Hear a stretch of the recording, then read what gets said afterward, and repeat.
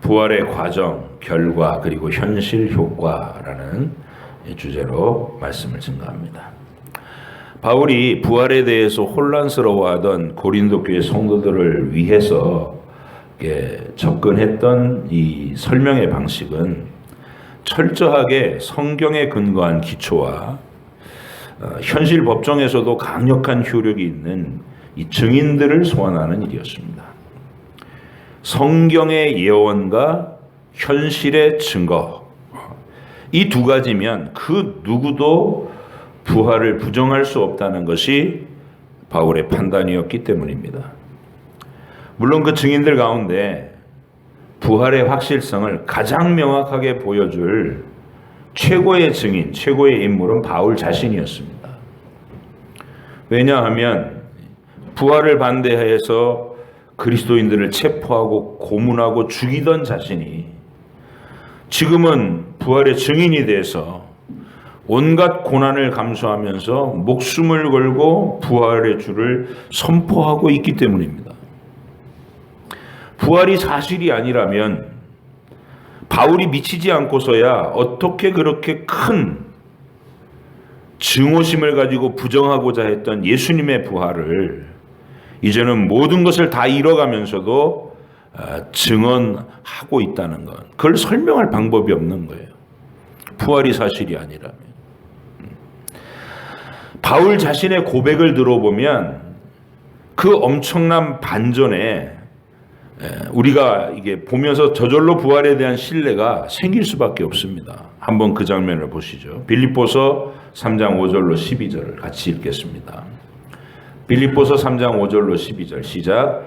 나는 8일 만에 할례를 받고 이스라엘 족속이요 베냐민 지파요 히브리인 중에 히브리인이요 율법으로는 바리새인이요 열심으로는 교회를 박해하고 율법의 의로는 흠이 없는 자라. 잠깐요. 이게 무슨 말이냐면 내가 태어난 정황과 공부한 내용, 자라온 배경, 그 어디를 봐도 내가 예수님의 부활을 증거할 사람이 된다는 건 있을 수 없는 일이었다. 나는 그런 자였다. 이런 말이에요. 그런데 7절 시작. 그러나 무엇이든지 내게 유익하던 것을 내가 그리스도를 위하여 다 해로 여길 뿐더러 또한 모든 것을 해로 여김은 내 주 그리스도 예수를 아는 지식이 가장 고상하기 때문이라. 내가 그를 위하여 모든 것을 잃어버리고 배설물로 여김은 그리스도를 얻고 그 안에서 발견되려 함이니 내가 가진 의의는 율법에서 난 것이 아니요 오직 그리스도를 믿음으로 말미암은 것이니 곧 믿음으로 하나님으로부터 난 의라. 내가 그리스도와 그 부활의 권능과 그 고난에 참여하고자 하여 그의 죽으심을 본받아 어떻게 해서든지 죽은 자 가운데서 부활에 이르려 하노니 내가 이미 얻었다 함도 아니요 온전히 이루었다 함도 아니라 오직 내가 그리스도 예수께 잡힌 바 된 그것을 잡으려고 달려가노라. 네? 부활을 그렇게 미워하던 자가 부활의 주님 그 부활의 신비를 참여하기 위해서 모든 걸 다 버리고 달려가고 있다고 말하는 거예요. 이런 바울의 모습을 곁에서 보면서 이전에 바울을 알고 있던 이방인 총독의 반응을 우리가 보면 이 엄청난 변화의 크기와 무게를 우리가 가늠할 수가 있어요. 사도행전 26장 19절로 25절도 같이 읽겠습니다. 시작. 아그리빠 왕이여, 그러므로 하늘에서 보이신 것을 내가 거스르지 아니하고 먼저 다메섹과 예루살렘에 있는 사람과 유대 온 땅과 이방인에게까지 회개하고 하나님께로 돌아와서 회개에 합당한 일을 하라 전함으로 유대인들이 성전에서 나를 잡아 죽이고자 하였으나 하나님의 도우심을 받아 내가 오늘까지 서서 높고 낮은 사람의 앞에서 증언하는 것은 선지자들과 모세가 반드시 되리라고 말한 것밖에 없으니 곧 그리스도가 고난을 받으실 것과 죽은 자 가운데서 먼저 다시 살아나사 이스라엘과 이방인들에게 빛을 전하시리라 함이니이다 하니라. 역시 잠깐요. 여기서 아그리빠 왕이 누구냐면은 유대의 분봉왕이에요. 사도 바울이 전에 교회를 핍박하고 바리새인 등의 앞장선 젊은 청년으로 핍박자로 섰던 것을 아는 사람이에요.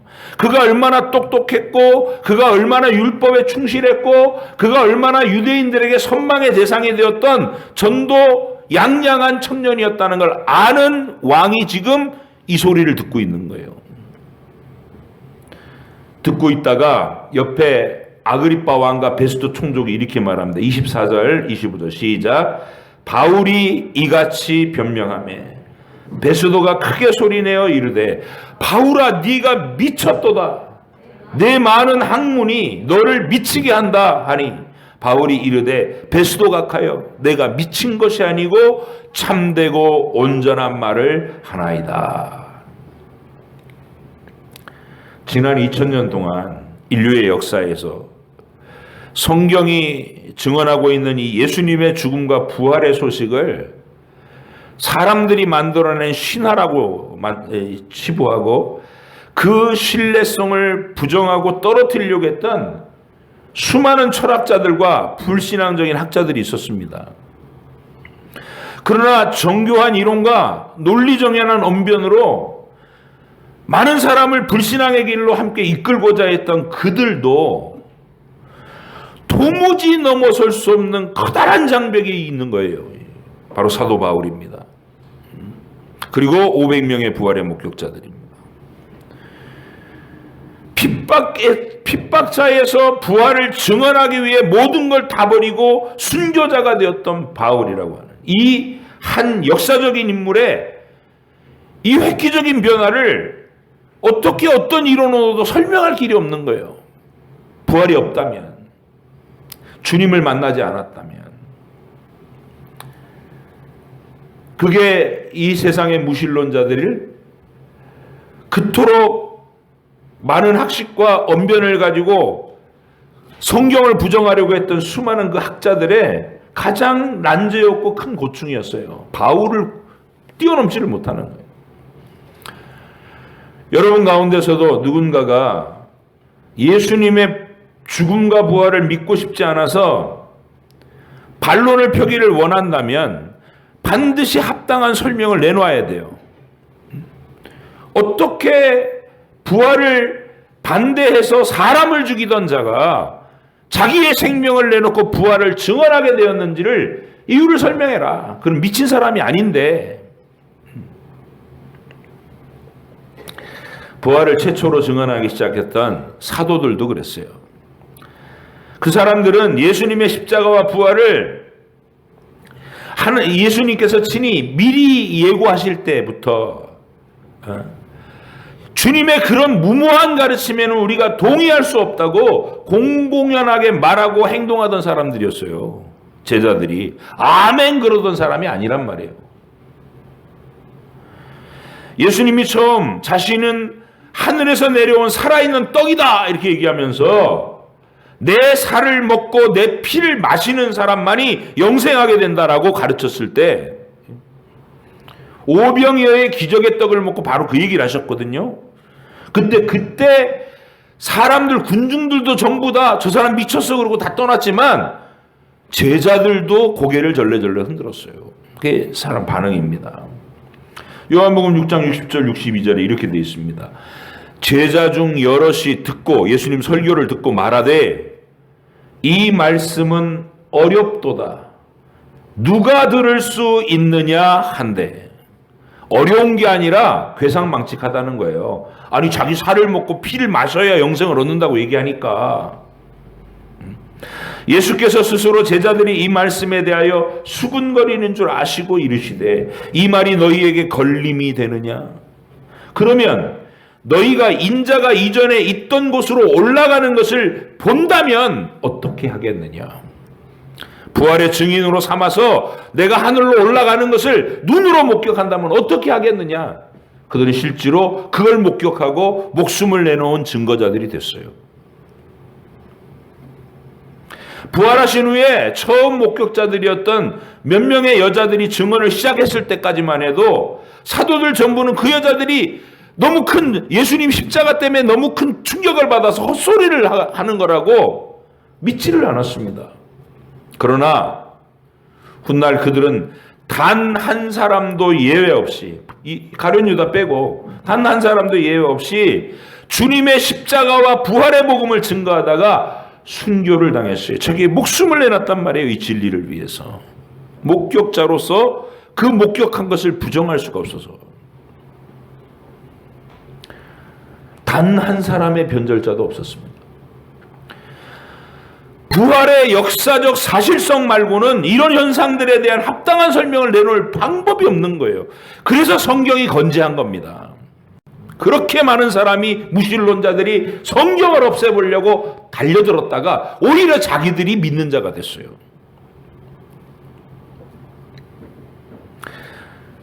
부활은 온 세상의 모든 지혜를 가지고 도전해 와도 부정할 수 없는 역사적 진실의 무게와 힘을 가지고 있기 때문입니다.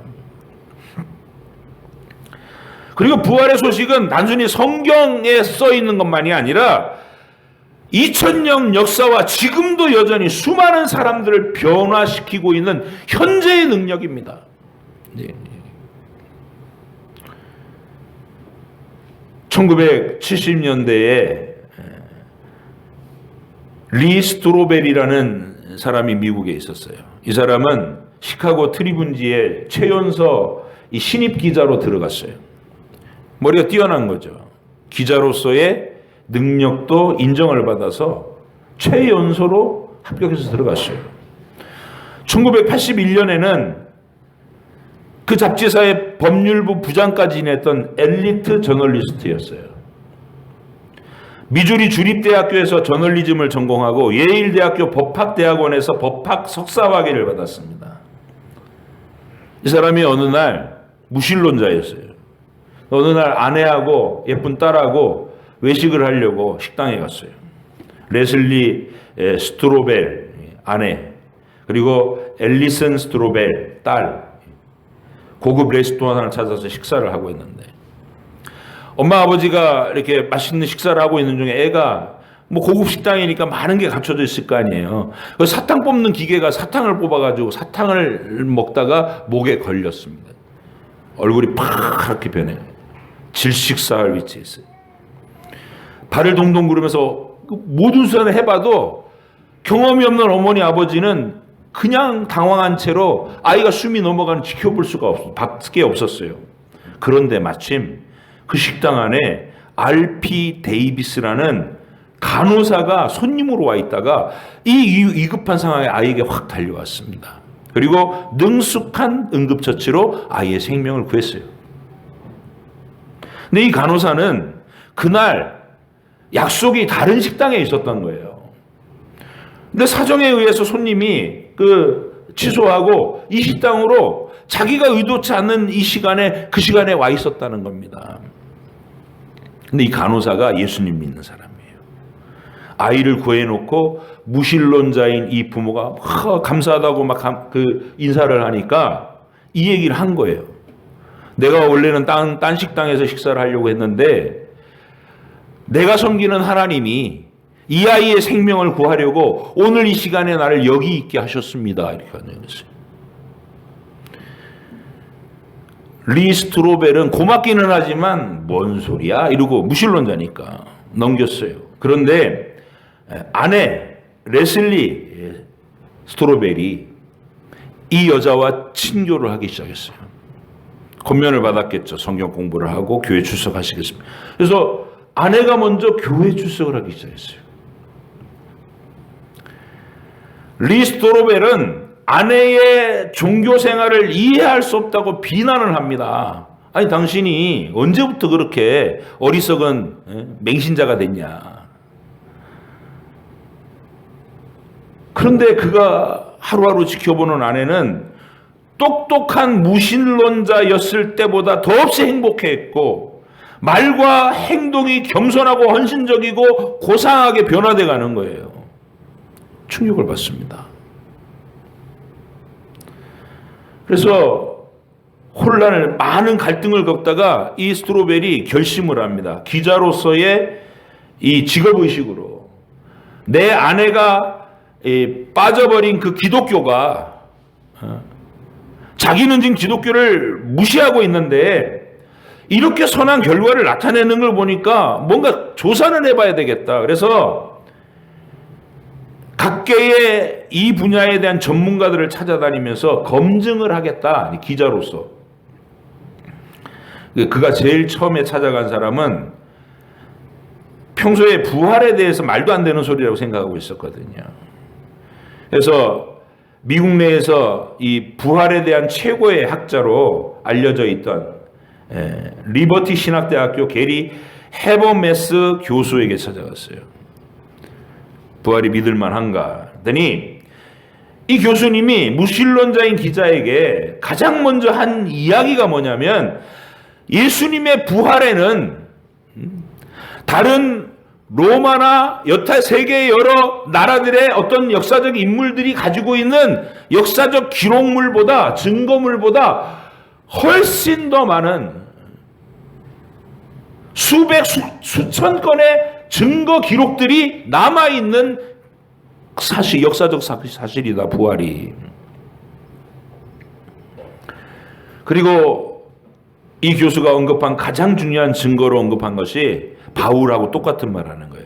예수님의 부활을 목격한 500명의 증인이 부인할 수 없는 증거다. 그랬더니 스트로벨이 뭐라 그랬냐면 아니 그 사람들은 예수 따라다니던 일방적인 추종자들 아니었냐. 그 사람들이 부활을 얘기하는 거는 어쩌면 당연한 거 아닙니까? 이렇게 반론을 제기했어요. 그랬더니 그 교수님 뭐라 그랬냐면 그렇다면 초기 기독교인들을 박해했던 사도 바울이 예수를 위해서 목숨을 바쳤던 사실은 당신은 어떻게 설명하겠는가? 말문이 턱 막혔어요. 이렇게 시작해서 철저한 검증을 하겠다고 무슨 물리학 또 과학적인 모든 분야의 생물학 이 권위자들을 찾아다니면서 성경에 신뢰할 만한 것이 있는가라고 묻기 시작했는데 결국은 이 사람이 하나님을 회개하고 회심하여 하나님을 받아들이고 예수님을 믿게 되었어요. 훗날에 목사님까지 되셔서 지금 예수는 역사다라는 책을 쓴 베스트셀러 작가이기도 합니다. 이 자리에 계신 여러분도 자신이 예수님을 믿게 된 경위를 가만히 한번 생각해 보세요. 아마 리스트로베라고 동일한 고백을 가지고 있을 겁니다. 우리 중 대부분은 예수님을 믿고 싶어서 안달이 나 있다가 냅다 믿어버린 맹신자들이 아닙니다. 저만 해도 그래요. 과연 믿을 만한가?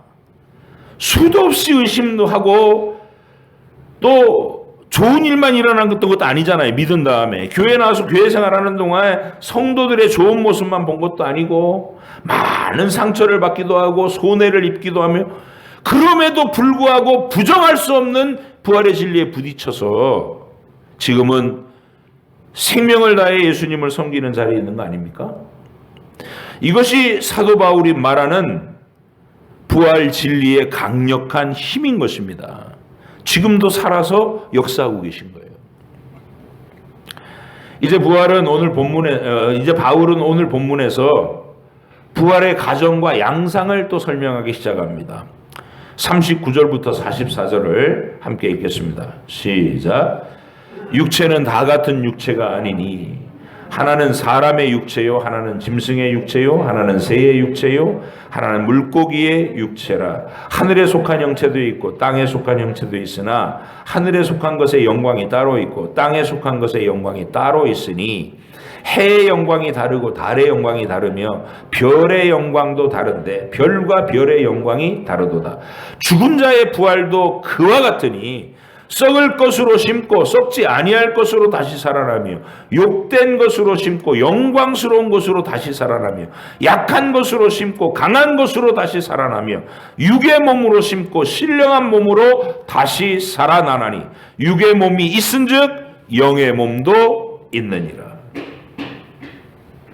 바울은 이 얘기를 작은 씨앗 하나에 하늘을 닿을 듯이 커다랗게 자라는 나무들이 씨앗 하나에 들어있다는 얘기예요. 온갖 모양과 빛깔과 향기로 피는 그 꽃들과 탐스럽고 유익한 열매들이 그 작은 알갱이에서 이렇게 나온다는 사실을 설명하고 이 말을 시작한 거예요. 그리고 나서 이제 지금 우리가 경험하고 있는 이 제한된 3차원의 세계에서도 얼마나 다양한 생물들이 하늘과 땅과 바다에 충만한가를 말하고 있는 거예요. 예? 그리고 해와 달과 별들로 지칭되는 숫자를 파악할 수 없을 만큼의 광대한 우주의 별들을 얘기하는 거예요. 예? 새들의 영광이 다르고 땅에 있는 짐승들의 영광이 다르고 물속에 있는 물고기들의 영광이 다르고 해와 달과 별과 별들의 영광이 다 다르다. 그만큼 다양하다. 이 우리 눈에 보이는 이 물질 세계도. 부활도 이와 같아서 눈에 보이는 이 세상보다 훨씬 더 다양하고 풍성하고 완전한 세계가 부활의 시대에 펼쳐진다고 말하고 있는 것입니다. 바울의 그 다음 말을 더 들어보겠습니다. 45절로 49절 시작. 기록된 바 첫사람 아담은 생령이 되었다 함과 같이 마지막 아담은 살려주는 영이 되었나니 그러나 먼저는 신령한 사람이 아니요 육의 사람이요 그 다음은 신령한 사람이니라. 첫사람은 땅에서 났으니 흙에 속한 자이거니와 둘째 사람은 하늘에서 나셨느니라. 무릇 흙에 속한 자들은 저 흙에 속한 자와 같고 무릇 하늘에 속한 자들은 저 하늘에 속한 자와 같으니 우리가 흙에 속한 자의 형상을 입은 것 같이 또한 하늘에 속한 이의 형상을 입으리라. 지금 우리가 경험하는 이 육체와 물리적인 세계는 흙에서 와서 흙으로 돌아가야 되는 썩어지고 해체되는 제한적인 세계예요. 불완전한 실체라는 겁니다. 그러나 예수님은 영원한 하나님께로부터 나셔서 영원히 변하지 않고 한계가 없는 신령한 요소들로 형상을 입으신 하늘에 속한 실체시라고 말하고 있는 거예요. 더 중요한 것은 헬라 철학자들이 말하는 것처럼 저급한 물질의 세계에 속했던 우리를 부활하신 주님께서 그 완전한 신적 영광의 신령한 세계로 초대하셨다고 말하는 것입니다. 하늘에 속한 그 신령한 몸으로. 흥분되고 감격스러운 소식이 아닐 수 없죠. 바울은 계속 말을 이어갑니다. 그런 우리 주님께서 시작하신 그 위대한 변화의 결말이 과연 어떻게 될 것인지를 말해줍니다. 50절로 54절 같이 읽습니다. 시작.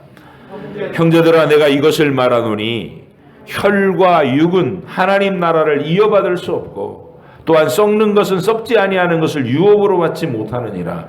보라 내가 너희에게 비밀을 말하노니 우리가 다 잠잘 것이 아니요 마지막 나팔의 순식간에 홀연히 다 변화되리니 나팔 소리가 나매 죽은 자들이 썩지 아니할 것으로 다시 살아나고 우리도 변화되리라. 이 썩을 것이 반드시 썩지 아니할 것을 입겠고 이 죽을 것이 죽지 아니함을 입으리로다. 이 썩을 것이 썩지 아니함을 입고 이 죽을 것이 죽지 아니함을 입을 때에는 사망을 삼키고 이기리라고 기록된 말씀이 이루어지리라. 부활은 단순히 불완전한 이 몸으로 다시 되살아나서 다시는 죽지 않는 저급한 그런 영생이 아니라는 거예요. 하나님께서 정하신 그 마지막 시간에 하늘로부터 나팔 소리가 나면 죽은 자들이 살아나고 살아있던 자들도 다 홀연히 변화돼서 모든 불완전함과 썩어짐의 종로로 타던 연약함이 하나님의 완전함으로 채워진 전혀 새로운 차원의 영생에 참여하게 된다는 겁니다. 그런 세상은 우리가 지금 경험하고 있는 이 세상처럼 온갖 종류의 비참한 갈등과 다툼이 다 사라진 완전한 평화의 세상임을 선지자들이 예언했습니다. 이사야 선지자가 보였던 그 세상의 특징, 우리 함께 즐거운 마음으로 또 우리가 들어갈 그 세상의 아름다움을 사모하는 마음을 읽을 수 있길 바라요. 이사야서 11장 6절로 9절입니다. 시작. 그때 이리가 어린 양과 함께 살며 표범이 어린 염소와 함께 누우며 송아지와 어린 사자와 살진 짐승이 함께 있어 어린아이에게 끌리며 암소와 곰이 함께 먹으며 그것들의 새끼가 함께 엎드리며 사자가 소처럼 풀을 먹을 것이며 젖먹는 아이가 독사의 구멍에서 장난하며 젖된 어린아이가 독사의 굴에 손을 넣을 것이라. 내 거룩한 산 모든 곳에서 해됨도 없고 상함도 없을 것이니 이는 물이 바다를 덮음 같이 여호와를 아는 지식이 세상에 충만할 것임이니라. 아멘. 지금 우리가 보고 있는 세상은 죄 아래, 저주 아래 갇혀 있는 비참한 세상이에요. 동물의 왕국을 보면 바로 드러나요.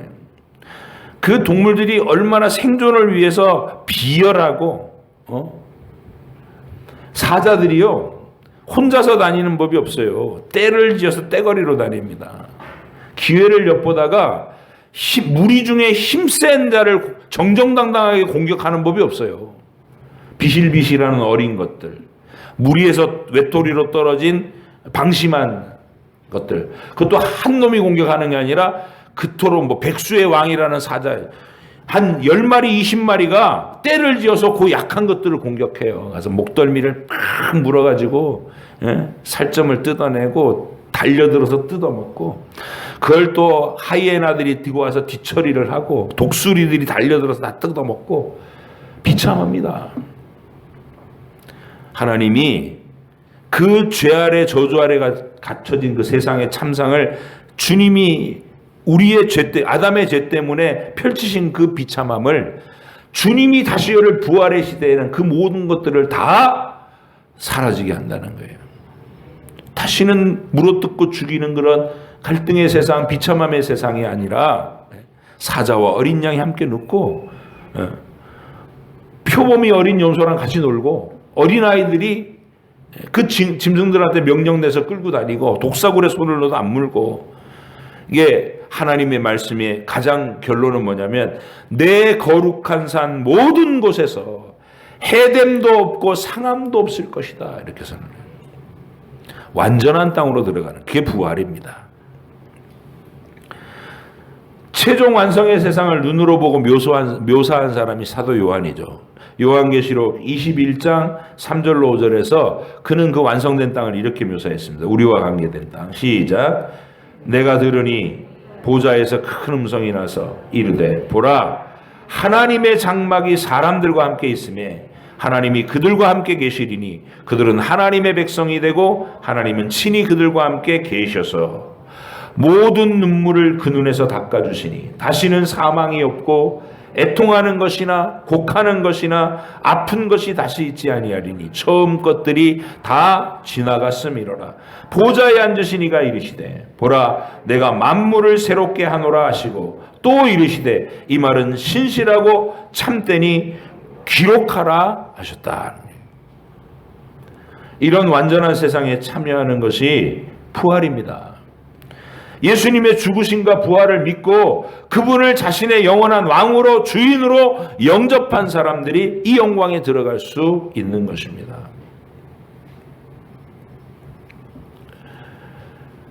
우리가 이 땅에서 이런 부활의 소망을, 약속을 간직하고 살 수 있다는 것이 얼마나 큰 복인 줄을 확인하시기 바랍니다. 세상 사람들은 인류의 미래 그럼 다 비관적이에요. 비관적이에요. 지구도 종말이 올 거고 인류는 전쟁과 이 서로 죽이는 일을 일삼다가 환경 파괴로 다 함께 공멸하는 결론으로 끝낼 것이다. 이렇게 비관적인 전망을 합니다. 그러나 하나님의 약속을 믿는 우리는 기대감으로 차 있어요. 하나님이 이 모든 비참함과 혼돈과 모순과 뒤죽박죽이 된 이 무질서를 예수님의 이름 앞에 온 우주와 만물이 질서정연하게 통일되는 완전한 세상으로 변화시켜서 우리를 참여하게 하실 것이다. 그래서 우리는요, 어떤 학대와 어떤 비참한 일이 일어난 현실에서도 정신줄을 놓치지 않는 거예요. 미치지 않는 거예요. 왜? 내가 온갖 고문을 당하고 학대를 당하고 수많은 고초를 겪었다 하더라도 눈앞에서 목이 잘리고 불에 태워지는 순교와 죽음이 일어나더라도 우리는 그 비참함을 보는 게 아니라 우리에게 주실 부활의 새 몸으로 완전한 그 세상을 펼치실 하나님의 약속을 붙잡기 때문에 굴하지 않고 낙심하지 않고 정신줄 놓치지 않는 겁니다. 이게 강력한 힘이에요. 부활의 힘. 여러분이 이 마음을, 이 확신을 각자의 마음속에 탑재하고 사셔야 됩니다. 어린아이들도 그렇고 어른들도 그렇고 험한 일을 당했다고 해도 미치거나 자기 삶을 포기하지 않는 강인함이 우리 속에 있는 거예요. 그게 부활의 신앙입니다. 자, 그래서 사도 바울의 마지막 말은 부활의 효능입니다. 현실적인 능력. 자, 55절로 58절을 마저 읽고 마무리하겠습니다. 시작. 사망아 너의 승리가 어디 있느냐? 사망아 네가 쏘는 것이 어디 있느냐? 사망이 쏘는 것은 죄요 죄의 권능은 율법이라. 우리 주 예수 그리스도로 말미암아 우리에게 승리를 주시는 하나님께 감사하노니 그러므로 내 사랑하는 형제들아 견실하며 흔들리지 말고 항상 주의 일에 더욱 힘쓰는 자들이 되라. 이는 너희의 수고가 주 안에서 헛되지 않은 줄 알미라. 죽은 다음에 가서 겨우 맛보는 그런 부활이 아니고 지금부터 여러분에게 능력의 힘을 부여하는데 죽음의 공포에 짓눌려 살던 우리에게 사망아 와서 나를 물어뜯어봐라. 나는 굴하지 않는다. 두려워하지 않는다. 왜? 주님이 내게 부활을 약속하셨다. 그리고 이렇게 말합니다. 너희의 수고한 그 모든 수고를 주님이 기억하고 상 주신 것이다. 그러니 형제들이여 굳게 서서 흔들리지 말고 항상 주의 일에 더욱 힘쓰는 자들이 되십시오. 이게 바울의 결론입니다. 여러분, 부활을 탑재한 부활의 확신을 마음속에 간직한 사람으로 사시길 바랍니다. 학생들은 부활의 확신을 가지고 주님의 사랑을 받고 있다는 확신을 가지고 살면요, 설령 학교에서 어떤 알지 못할 이유로 내가 아이들에게 괴롭힘을 당하고 왕따를 당하고 그래도 그 마음속에 소망을 잃지 않게 됩니다. 누구를 생각하면서? 요셉 생각하면서. 노예로 팔렸어도 굴하지 않고 포기하지 않아요. 그 안에서 최선을 다하면 하나님이 도우시고 한 단계 올라가게 하시고 또 하나님의 길을 여시고 그걸 신뢰하는 거예요. 부활을 확신하면. 어른들이 부활을 마음에 탑재하면 사업이 어려워지고 여러분의 몸에 질병이 생기고 어떤 고난이 닥치더라도 그것 때문에 낙심하는 마음에 대해서 털썩 주저앉지 않습니다. 왜? 하나님이 부활을 약속하셨고 지금 내가 당하는 이 고난 하루하루를 하나님께서 위로로 헤아리고 계시다는 거예요. 아멘. 이 확신이 여러분을 힘있게 하고 용기 있게 하고 강하게 한 그런 또 한 주간의 삶이 사라지기를 간절히 축복합니다. 기도하겠습니다.